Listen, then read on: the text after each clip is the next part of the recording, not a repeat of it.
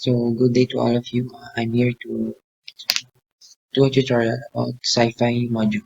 So in this module, in this tutorial, we're going to discuss what is SciPy, what's the difference between NumPy and SciPy, because karamihan nalilito dun sa dalawang module na yan. And ano ba yung sub-packages ng SciPy? Yung mga basic functions, special functions, integration functions, Fourier transformations, linear algebra, and interpolation functions. So, dito pa lang alam natin na napakalawak ng SciPy. Kumbaga, hindi lang naman talaga SciPy ang napakalawak ng module.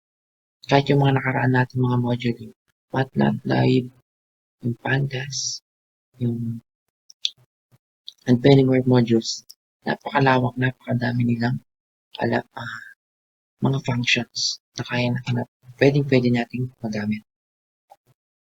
So, ano nga ba yung SciPy? Ang SciPy ay isang Python library that used to solve scientific and mathematical problems.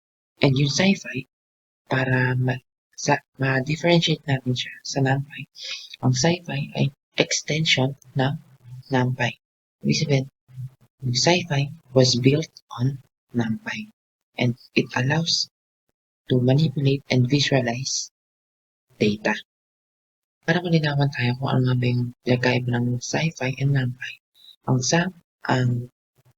NumPy and SciPy are both used for mathematical and numerical analysis. Yung NumPy, nagko-contain siya ng array data, like, for example, yung ginawa nating tutorial about NumPy, puro array yung ating ginawa about sa NumPy. While sa SciPy, it consists of numerical codes. Yung SciPy, nagko-contain siya ng fully featured versions of mathematical and scientific functions. And dagdag ko lang, napakaraming sub-packages ng SciPy. Like for example, yung cluster, contains, integrate, na pag-aaralan din natin mamaya. So yung SciPy, meron siyang 3 basic function, which is yung help, info, and source. Yung help, kapag niran natin, is that it will return information about any function or keyword or class na ipapasa natin dun sa help function. While dun sa info, is that it will return an information about naman dun sa ating ipinasang data. And dun sa source, it will return the source code only for the objects that was written in Python. So, ayun yung 3 basic functions ng SciPy. So, ngayon, ipakita natin kung anong gamit nga ba naman yung tatlong basic function. Let's start with help.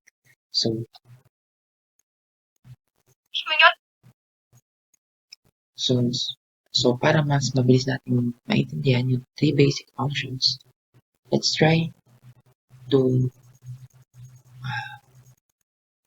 use those functions sa ating program.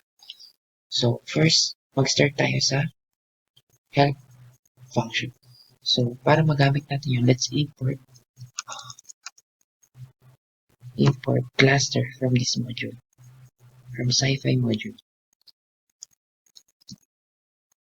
Import cluster. Ayan. So para magamit natin yung help function, pasahan natin siya ng cluster function. So ayan, nakikita natin ang display ng help function is yung all necessary information about this cluster function. So ayan yung nagagawa ng basic function na help. So another way para magamit natin yung help function without passing any parameter into it is we just have to type the help function, then dito natin ngayon ipapasa yung gusto natin ipasang data sa kanya, like yung SciPy that cluster. So, ayun. Same lang siya ng na-display na information since cluster din yung ipinasa natin sa kanya. Ayan.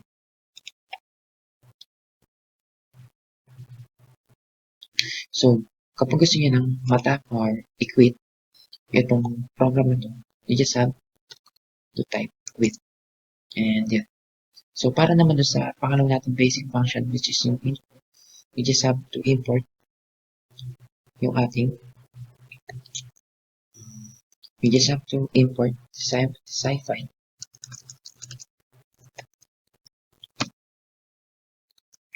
and SciPy that means yung function na info then pasahan natin siya ng data. So, ayun, same lang din siya na-display tulad nitong help function. Yung info function, it also display all the necessary information of this cluster function. And for our last basic function, which is in source, all we have to do is just type SciPy source and pasahan with natin siya. So, ayan, using the source function, it displays the source code of the cluster function or yung kahit anong ipasa natin sa kanyang data. So, ayun, ito tatlo yung ating basic function ng SciPy. So, let's move naman sa special functions. Sa special function, under SciPy, this function is available or pwede natin siyang gamitin in computing for mathematical physics. Some of these functions include the gamma, beta, hypergeometric, parabolic cylinder, at marami pang iba. So, these special functions, kaya niya mag-compute ng dalawa. Nagko-contain siya ng dalawang function na kaya mag-compute ng exponential and trigonometry. So, para maliwanag ng maayos, let's try to use the special function wherein we're gonna use the exponential. So we're gonna import special from SciPy module. Import special. Ayan. So, hindi siya nag-error. So, tama yung program natin. So, if we are going to use exponential, let us try this one. Special.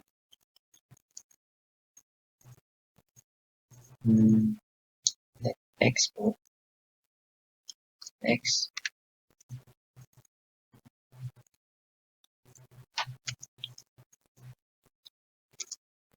so dito sa ginawa natin program in exponential and na makapaloob dito sa ating special function yung exponent yung 10 pinasahan natin na exponent na to which is ang sagot is 100. Ayan. So, pwede ito magawin. And 3. So, eto, dito ini-indicate yung kung anong exponent ang gusto natin ilagay. So, let's try 5. And, dun dapat natin siya lalagay. And, dito sa special function, kaya din natin mag-compute ng trigonometry. Like yung sine, cosine, tangent, and we're gonna try it in this program. So, we special. Since under siya ng special function, let's try to calculate the sign of 90. Display. So, ayan, na-compute natin yung sign ng 90 which is equals to 1. How about we compute the cosine? Ayun, 0. And how about the tangent? Let's see kung makukulit niya yung tangent. So, ayan. So, dito sa special function, nalaman natin na kaya i-compute under special function, kaya natin ma-compute yung exponential and trigonometry. Hope you understand naman yung sa trigonometry and sa exponential under special function. So let's move on sa integration functions. So ang integration ay it deals with adding slices to determine yung kabuuan. Integration can be used to find displacement, area, at marami pang iba. So dito sa integration function, may dalawang kapaloob na function din. Yung general integration and yung double integration. So like what I said, using the integration function, we can calculate the general integration. Using the quad function, it will calculate the integral of a function which has one variable. And yung double integration naman, we're gonna use the dbl quad function that calculates double integral of a function which has two variables. So let's move on naman sa integration function. So sa integration function, para magamit natin siya, kailangan natin siya i-import sa SciPy. So from SciPy, import integration.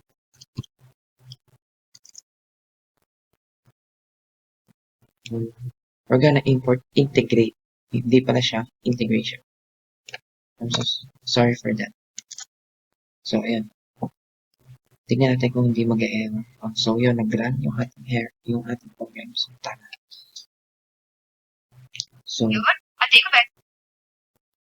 So since na-import na natin yung integrate function, let's try na magpasa sa kanya ng value, ng data kung saan i-calculate niya yung integration ng value niya. So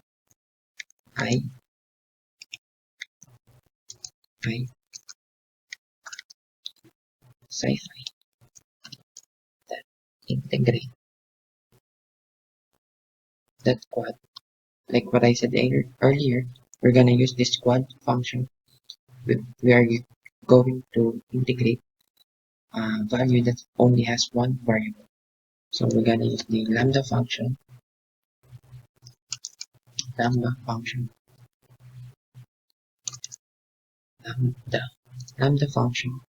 and this variable special x.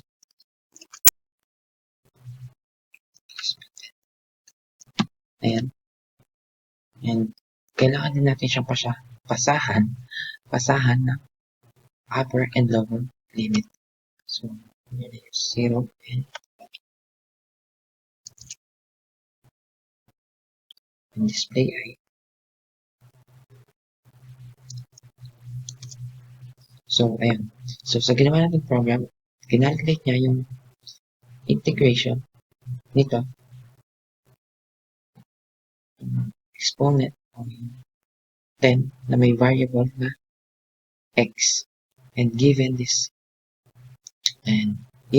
higher and lower limits, which is 0 and 1. So, ito ang nakuha natin.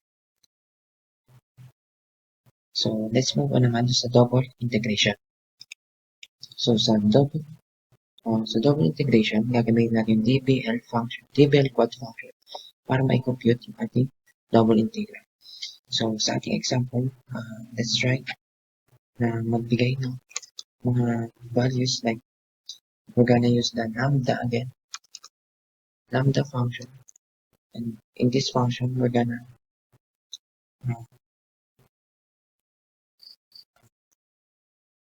what do you call it? We're gonna pass two variables, which is x and y, and these variables will equal to x times y raised to 2. After that, magbibigay ulit tayo ng panibagong variable, which is f. So, lambda, we're gonna use the lambda function again. Lambda, wherein mag-display ulit tayo ng bagong variable. Nabibigyan lang natin ng isang value, which is 1. And the last variable, which is g. And a new variable, nabibigyan lang natin ng 1. So, ngayon, itatry natin i-compute yung double integral nitong tatlong variable given the limits of 0 hanggang 2. So, integrate using the dbl quad. We're gonna pass the variables which was e, and the lower and upper limit 0 to 2, and the other two variables. So, there. So, nireturn niya yung value ng ating double integral. So, try natin para mas makita natin i-negative lang natin siya. So, ayan. Ngayon, na-return niya. Nung binago natin, nagbago rin yung ating double integral value. Pero, itong program na to, using this dbl quad program function, na-return yung double integral nitong ating mga variables. So, ayan yung dalawang function under integration function in SciPy module. So, yung last function natin is yung linear algebra. So, ang SciPy is built on Atlas LabPack and BLAST libraries and is extremely fast in solving problems related to linear algebra. So, in linear algebra, it can perform and will get the inverse image of a matrix. Like for example, in this program, we're gonna get the inverse of a matrix. So again, from SciPy, we're gonna input the linear algebra, which is this one, and we're gonna use this function to get the inverse of the matrix. So magpapasa tayo ng array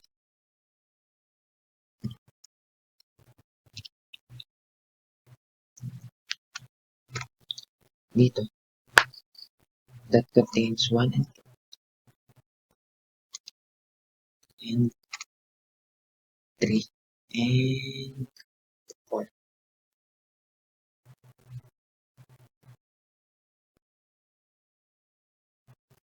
So ayan. Ayan.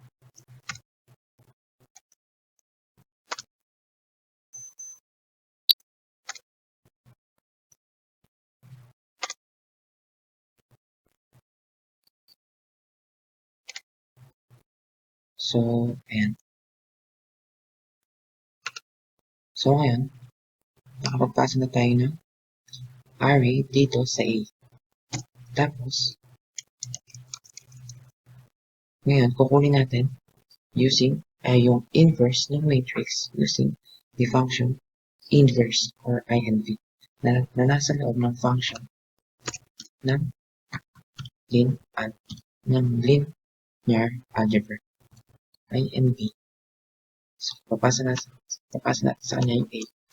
And we're gonna display 8. So, nag-error. So, tignan natin. Solve na tayo ng parenthesis. Ayan. So, try natin. Again. So, again, nag-error kasi namali tayo ng i-display. Kasi, since naipasa na natin yung A dito sa ating inverse function. So, since ang kukunin naman talaga natin is yung inverse ng matrix. So, ang kailangan natin i-display is yung B. Ayan. And, so sa error natin, yung NP is not defined. So, kasi hindi natin na-import yung numpy. So, we're gonna import numpy as NP. Since nagdi-deal tayo sa array, and alam natin na yung numpy ay karamihan sa kanya ay buo ng array. So, ayan. So, ayun. Since na-import na natin yung numpy, na-define na natin kung ano yung NP.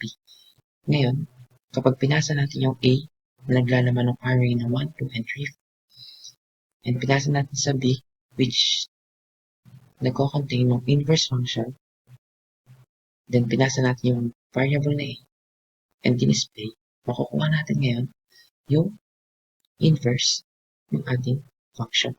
So, ayan. Ito ngayon yung ating inverse ng ating matrix. Ayan. So, ngayon, naipaliwanag ko naman kung ano yung basic functions and ilan sa mga functions ng SciPy. So, marami pa. Malawak pa yung module na SciPy and kulang yung oras or yung time na to para maipaliwanag lahat. So, pero, ito lang yung introductory about SciPy. So, hope na may natutunan and may nalaman kayo about SciPy. Thank you for listening.